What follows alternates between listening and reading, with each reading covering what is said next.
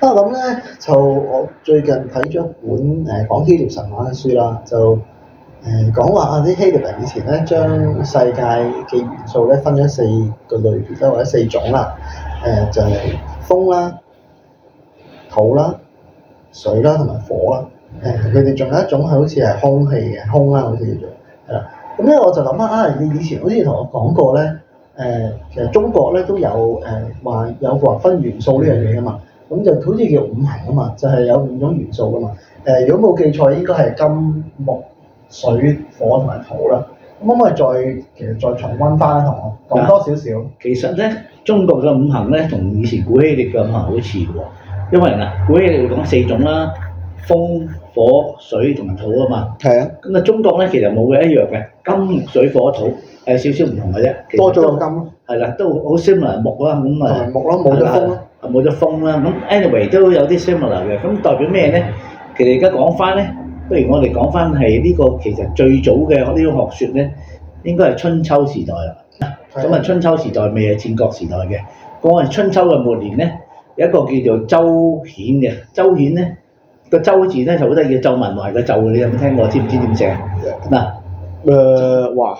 周文懷嘅周，即係幾複雜嘅周，即係嗱，周皮嘅周係咪翹絲邊，跟住好似初咁樣嗰個字啊？差唔多。嗱，佢又唔係冇翹絲邊，不過呢個好似初咁呢邊咧，嗰邊係斧頭邊嚟嘅。咁啊周，咁啊讀周，讀顯咧係啦，寫好似周。顯咧係啦，顯咧就衍生嘅顯。咁佢應該係最早提出嘅呢個學説嘅。佢再講咧，叫咩名話？周顯啊，周顯，顯係衍生工具，衍生嘅顯啦，衍生嘅顯。咁其實佢就係春秋時代末期嘅一個學説，即係都起碼有冇3000幾年前啊？至少啦，應該有啦。咁當時咧，其實咧你知咧，百家爭鳴啊嘛，當時春秋啊，好多唔同嘅學説，百家爭鳴啊嘛，有佢哋真係好出名喎。呢一間叫咩間？叫陰陽家。哦。咩叫陰陽家咧？即係佢哋相信咧係大自然，即係其實同老莊啊嗰啲學説有少少似咧，咁崇尚大自然啦。佢哋覺得呢個世界咧係有個 pattern 有規律嘅，哦。咁咧就佢認為呢個世界咧所有嘢咧都係五種元素組成嘅，咁係金木水火土啊，頭先講咗啦。係啊。咁其實咧佢就包括人啦，包括人嘅身體，包括人嘅命運，包括呢個宇宙，成個宇宙嘅所有嘅會發生嘅事，都可以用呢個五行都可以用，包括後來嘅中醫啊，都係呢度衍生出嚟嘅。哦，都係衍生出嚟嘅。中醫都係用金木水火土嘅原理嘅。咁佢有咩咧？我以前我都同你講過，好細個時係咪？嗱，咁啊，先講金先啦，金啊，咩叫金啊？你知唔知啊？咩叫金啊？鐵咯，硬嘅嘢咯。係啦，金屬咯，係咪？金屬啦。咁嗱，其實呢啲係抽象嘅。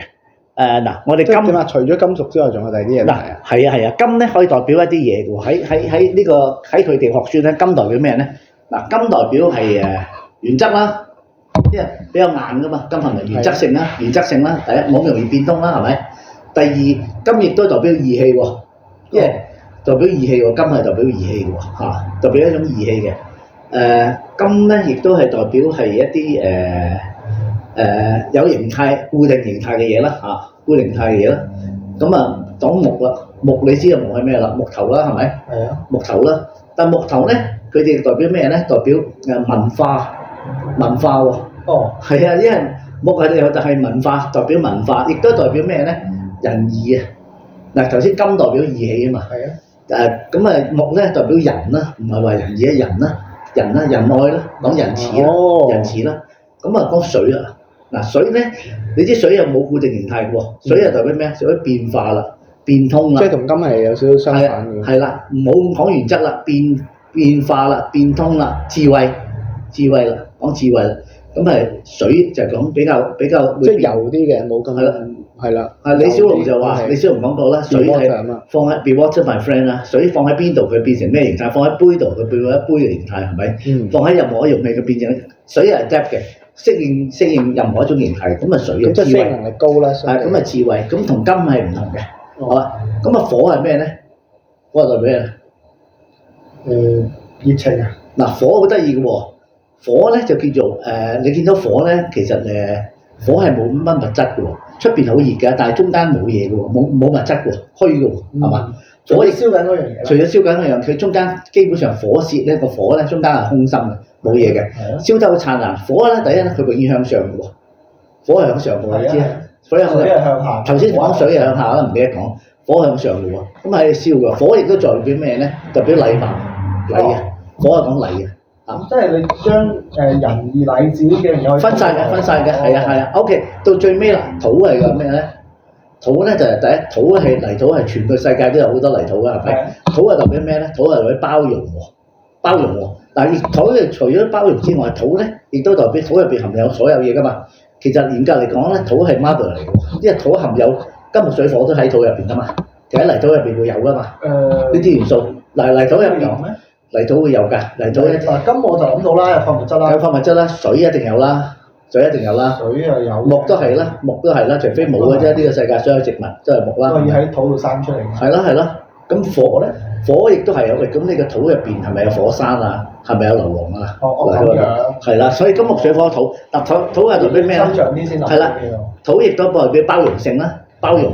係。土又代表咩咧？土又代表同水有少唔同喎。水係流動、活動、智慧係咪？係啊。水啊，土咧就相反喎。土係唔中意喐嘅。土係唔中意喐嘅，土係守住中央嘅中間，佢又唔中意周圍喐嘅。屬於土嘅人咧，你可以話佢土頭土腦，係咪？即係話佢未必周圍喐，即係但係唔係話講話冇智慧，但係佢嘅特徵咧就係佢哋唔中意咁好動嘅。土係中意守喺一個地方比較守舊嘅。講土咧係代表咩咧？講信用嘅喎。土係代表講信用啊。咁就仁義禮智信。係啦，仁義禮智信提晒啦。咁呢啲係當然啦，當時嗰個周顯係俾佢一啲定義嘅啫，俾佢啲定義。咁後來咧，一啲人咧就將金木水火土呢啲嘢就擺喺唔同嘅嘢。嗱，舉例擺喺八字啦，即係咁啦。你知咩叫八字啦？出生嘅年月日啊嘛。係啦，年月日時咧每一個有兩個字啦。係啦，即係嗱，譬如講一年，好似今年咁，今年蛇年係叫做乙巳年，天上面係即係用天干地支啊。天干地支啦，乙巳年。喺呢度咧，可唔可以講翻天干地支係乜嘢先？嗱，天干地支咧，其實就咁。頭先講金木水火土咧，其實每一種元素咧都有兩種形態嘅喎，你知唔知啊？點解有兩種形態啊？等我估下先，係咪就係天干同地支咧？唔係。嗱，譬如講每種形態咧，陽同埋陰。係陰同埋陽。好啦，頭先所講咧就嗱，我哋咁樣講，通常咧就我哋咁樣分佢嘅天干就甲、乙、丙、丁、戊、己、庚、辛、壬、癸。好啦，甲同乙咧就係兩種都係木嚟嘅，甲、乙都係木嚟嘅。不過咧，甲咧係陽木，乙係陰木。OK，丙同丁咧就係火嚟嘅。咁丙咧就係陽火，丁咧就係陰火。戊、己咧都係土嚟嘅。咁一個戊咧就係陽土，己咧就陰土。庚辛咧兩種都係金嚟嘅，庚咧就係陽金，辛咧就係陰金。最尾壬癸咧，壬咧就係陽水，癸啊或者係有啲人同癸啦，即係冇咗草花頭嗰個葵花寶典個葵，葵花寶典個葵啦，不過冇咗草花頭，癸就係陰水。咁所以咧天干咧亦都係分開陰陽嘅，陰合。地支好似有12個喎，點分？地支咧就唔同啦，地支係複雜少少啦。地支咧就分咗子丑寅卯辰巳午未申酉戌亥12個喎。係啊，咁但係如果得五行，係啊，咁你分唔到喎，咁你有啲奇怪係咪？但係佢就咁樣喎，除得到喎，佢就好有智慧喎，古人好有智慧喎。因為咧嗱，頭先天干好清楚啦，陰同陽啱啱10個啦，5個元素10個除得盡啦。係啊。咁地下點解地支係12個咧？咁地支係咁嘅喎，子丑嗱，子咧就係水嚟喎。丑咧就係土嚟喎。咁丑呢種土嗱，土有幾種土喎？真係講到你知嘅。丑呢種土咧入邊係藏住金嘅喎，主要藏住金嘅，藏住金嘅元素嘅。OK， 人啦，人係木嚟嘅，人係木嘅，人係木嚟嘅。卯又係木嚟嘅喎，卯又係木嚟嘅喎。咁但係人咧就係偏向於人係偏向於陽木，卯咧就係陰木嘅。入邊有月嘅，即係有月啦，係咪？咁人咧就係有甲啦，咁即係咁啊。子丑寅卯辰咧就又係翻土喎，又輪翻土喎。辰咧就係叫咩土咧？叫做含有水嘅土，含有水嘅性質嘅土。子丑寅卯辰巳咧係火嚟嘅，巳係火嚟嘅。跟住五咧又係火嚟嘅喎，不過字同火，但係有第二啲元素喺入邊。字同火係有啲雜質喺度嘅。嗱，頭先字咧就係有丙火嘅，哦，五咧就含有丁火嘅，係咪有丁火嘅 OK 字五兩種都係火，性質有少唔同嘅，陰陽啦都係主要講陰陽啦。哦字五未啦，未係土嚟嘅喎，又輪翻到土咯喎。 OK，未又輪翻到土咯喎，咁未咧佢入邊有土，亦都有有火，有少少火嘅，哦，亦都有木，亦都有啲木。哇，係啊，亦都有啲木。嗱，其實土咧，每一種地支嘅土咧，就主要係辰戌丑未四個。咁呢四個咧，含有唔同嘅元素嘅，其實好複雜。我哋就所以你就話點解土係包容性？係啦因為佢咩都會有啲。係啦，就嗱，頭先講到五味辛咧，又係翻金，酉又係翻金，不過辛咧就係陽金，入邊有陽金，即係庚啊。係。咁啊酉咧就係辛啊，即係辛啊，辛辣嘅辛就係陰金，辛酉戌亥，戌就係又係翻土喎。戌係翻土喎，不過就有另一種。不過戌係屬於含有火嘅土，哦，含有火嘅土，係啦。亥咧又係水喎，又係翻水喎，因為子係水啊，亥到亥又係水啦，一頭一尾都係水嚟嘅。亥係最後一步啊，亥就係水喎，一個循環咁。係啦，亥又係水喎，但係亥呢種水咧含有甲木喺度嘅，哦，係含有甲木喺度嘅，咁同埋佢含有癸啊，佢係有陰屬於陰嘅水嚟嘅，子係屬於陽嘅水嚟嘅。所以其實就好有學問嘅中間，但係講得太多就好複雜㗎啦。不如我哋簡短翻。比較簡短翻佢。好啦，咁你因為10個天干配12個地支，嗰個配搭咧就啱啱有60個配搭。譬如講甲子，對甲子，係。下一個係咩？應該如果呢個配搭，甲子，跟住月咩啊？月丑啊。係啊，月丑啦，係咪？跟住丙咩啊？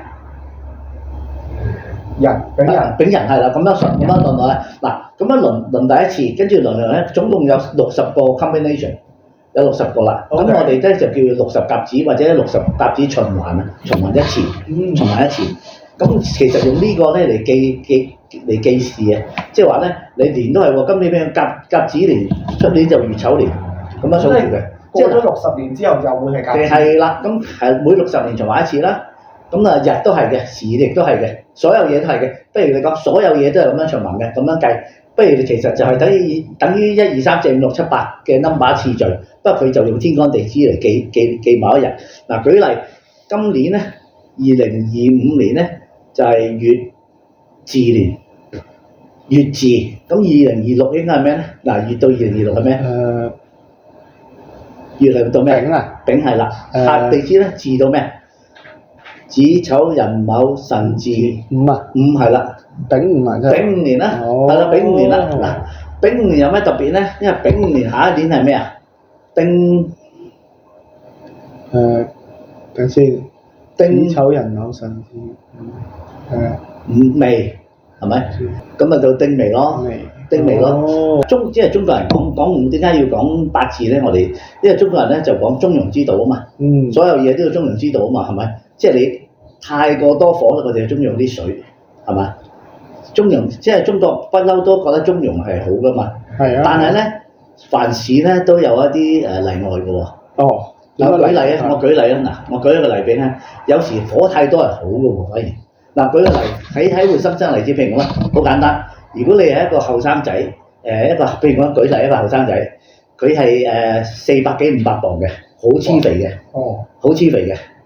係咪？咁理論上你覺得佢容唔容易揾伴侶啊、揾配偶、揾女朋友啊，或者黐肥嘅，一日食20碗飯嘅？應該唔會啦。係咪去到 extreme 啊？去到黐太肥啦已經，即係你行埋嚟都已經即係人哋都覺得好奇怪㗎嘛，係咪咁嘅？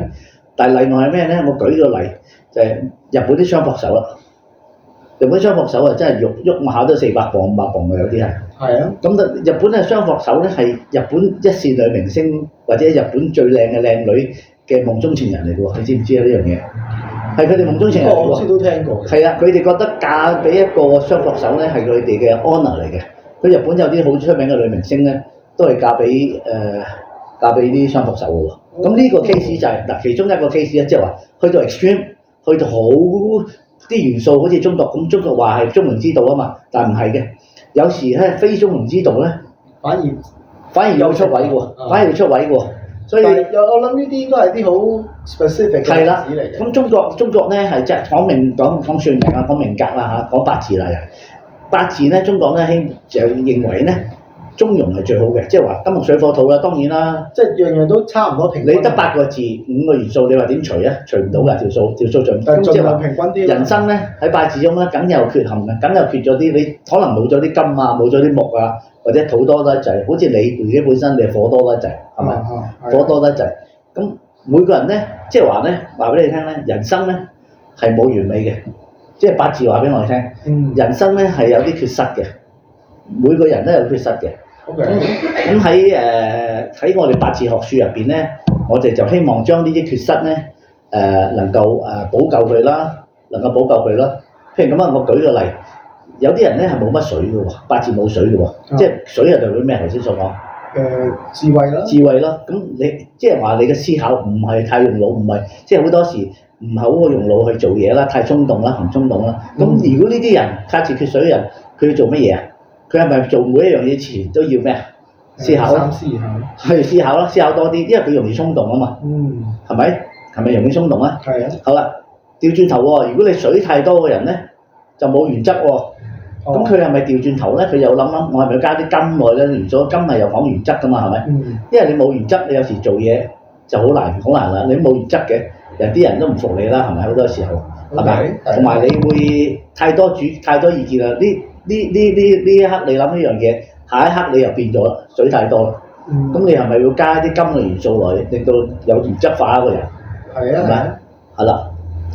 如果舉個例，好似火，你啦嚇，好似你嘅火太多係嘛？火太多可以做啲。火太多，你係咪希望要第一係燥啦，個人身體都冇咁好啦，係咪？咁你第一你係咪要飲多啲水？係啊。第二，你係咪要思考多啲咧？水元素啊嘛，思考多啲。第三，即係如果你相信呢種叫做八字五行平衡學咧，佢相信水係黑色啊或者深灰色喎。咁即係要着多啲深色嘅衫。係啦，或者你咁啊，你相信呢個學説，你咪着深色啲嘅衫咯，黑色啊深灰色嘅衫咯，水咯，或者做一啲水有關嘅行業咯。最緊要咩叫水有關嘅行業啊？如果你做泳池救生員算唔算係啊？沙灘救生員應該係啩，因為應該係水嘛。或者抽水嚟講咧，你做一啲流動性嘅嘢算唔算水嘅行業？流動性嘅嘢都係嘅喎。哦。係咪？都係嘅喎，水行業喎。即係嗱，其實咧我哋八字學説咧就話俾你聽，其實風水一樣嘅啫，一樣嘅啫。一間屋入邊咧火太多，佢就要擺一啲水嘅元素。即係調整翻佢係咪？要調整佢呢個氣場、磁場，令到間屋住得舒服啲啊嘛。係咪先？即係其實都係同即係個道理都係差唔多。其實個條道理同宇宙平衡係一樣嘅，不過中國人就相信平衡係王道、中庸之道，因為中國就中國咩？中國就係中庸之道啊嘛，中間啊嘛，中庸之道啊嘛，就比較保守嘅。當然啦，唔係呢個係其中一個，我頭先所講有例外嘅。咁喺五行學説入邊咧，亦都有例外嘅，即係話咧，當你有啲情況咧，你係缺乏某啲元素，但係你唔需要補翻啲元素嘅，唔需要嘅。哦，係啊，有時係咁嘅喎。係啊，咁當然呢啲去到比較深㗎啦，我哋呢度唔講得咁多嘢住啦。咁喺我做咗一樣嘢，其實想探討下嘅，因為啱啱你話風水嘛，咁我記得曾經好似係咪講過話，每一個方位其實都有佢自己嘅即係五行入邊，佢有每一個元素都有自己嘅方位。係啊，嗱，其實方位就咁定嘅。譬如講北方咧就係屬水嘅，南方咧屬火嘅，東方咧就屬木嘅，西方咧就屬金嘅。咁中間土一定係中間，土一定中間啦嚇。即係個原則就係咁樣嘅，呢個原則嘅問題。有咩好啦？咁喺呢個即係有點樣應用咧？如果知道呢啲，其實咧就有好多學説嘅，風水有好多學説㗎。嗱，譬如咁咧，有啲叫中州派風水啦，有啲用紫微斗數嚟計風水啦，有啲用紫微斗數我聽過，有啲係啦，有啲用九宮飛星啦，即係九宮格咁樣將一間屋俾畫咗9個位，或者將一個地方啦畫咗9個格。每一格咧係代表某一啲嘢嘅，其實不外乎金木水火土。跟住遇到某一啲流年啊，某啲年份咧，將佢嘅元素加咗入去，睇到吉凶定吉凶嘅。咁九宮飛星，咁仲有好多嘅。其實咧，就算每個中國嘅省份，亦都有唔同嘅學説。譬如咁啊，潮州派有潮州派嘅風水學説嘅喎。潮州有潮州學説嘅喎。但係即係整體嚟講，都係呢5個方位。係啦，整體嚟講都係北方就係係啦，北方就一定係水嘅，呢個係咩學説都一樣㗎啦。南方一定係屬火㗎啦，東方一定屬木㗎啦，中間係屬土㗎啦，西方係屬金嘅，呢個必然嘅。哦，呢個必然嘅。咁但係即係無論喺邊度睇都一樣係咁㗎啦。總之係啦，北就一定係嗰個南，北係水，因為始終呢個同地球宇宙嘅環境係一樣嘅。點解南方係屬火咧？你諗下，如果我哋喺個地球度越南啊，越近赤道啊嘛，咁係咪火啊？係咪越熱咧？但係你過咗赤道嘛？係咪越熱咧？過咗赤道，過咗赤道又唔係咁計㗎啦。咁但係呢套學説係北半球發明㗎嘛。咁佢基本上佢唔理你南半球㗎啦，呢係根本係北半球冇文化㗎嘛。南半球係好似你又我諗制定呢套系統嘅時候都唔知南半球冇南半球呢樣嘢嘅，冇非洲啦，冇新西蘭啊，或者澳洲啊，或者係南美洲冇呢回事噶嘛，好近代噶啦。當然非洲係好耐啦，比較耐啦，但係嗰時嘅學説主要係以中國中原為標準噶嘛，所以佢唔會係咯，以中原為標準，考慮到所以佢亦都唔考慮咁多。咁你話呢套學説擺喺西方或者擺喺澳洲係咪啱咧？咁相信有啲嘢要調整嘅，因為我哋用北極嚟到定北方啊嘛。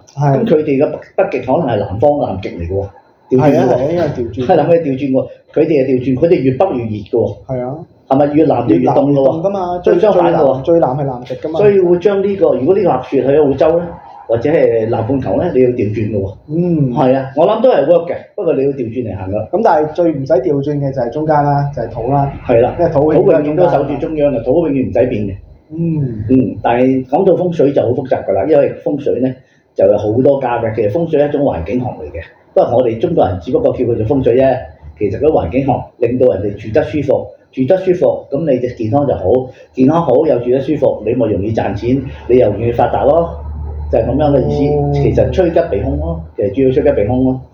係啊，咁其實就係一種環境學啦，風水又係。咁當然啦，我頭先所講啦，好多嘢應用喺好多嘢，應用喺中醫嗰度嘅，可以應用喺中醫啊，應用喺天地萬物啊，乜嘢都得嘅，咩都可以應用。當然呢個係一個學説，咁你話係咪好科學咧？當然未必係科學證實到嘅，咁但係一種學説可以流傳幾千年啦，係咯，咁有一定嘅價值㗎嘛。都係一定價值㗎嘛，咁呢個係值得研究嘅，其實係啦。好啊，咁我哋好似哇，今日都喺呢度，雖然好似睇落去就應該唔係講咗好深入啦，但係都應該係一個初步嘅認知啦，對於風水啊、五行啊、八字呢幾樣，其實好平呢幾樣都有關聯嘅 topic 啦，都係一啲我諗都係啲好係啦，好似你話。好皮毛，好淺，即係好淺薄嘅認識啦。但係可能之後我哋可以繼續再深入啲探討啦。不過似乎今日就時間都差唔多啦。係啦。好，咁我哋下次再講過啦。好啦，好，好啦，拜拜。拜拜。